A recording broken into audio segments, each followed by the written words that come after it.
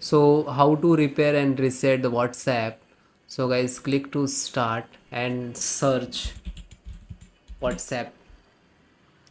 Just right click to open app setting, click on app setting,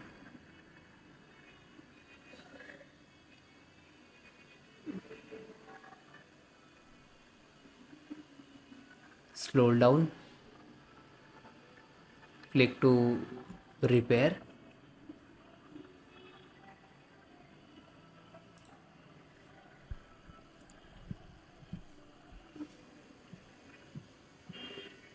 Hi guys.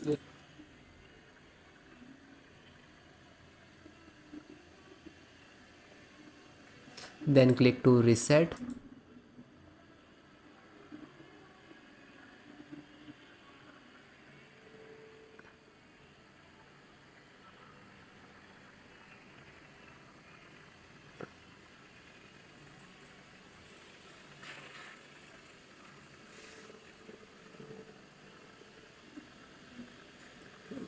Okay, and then click to terminate. You can click 2 to 3 times. Okay, then closed.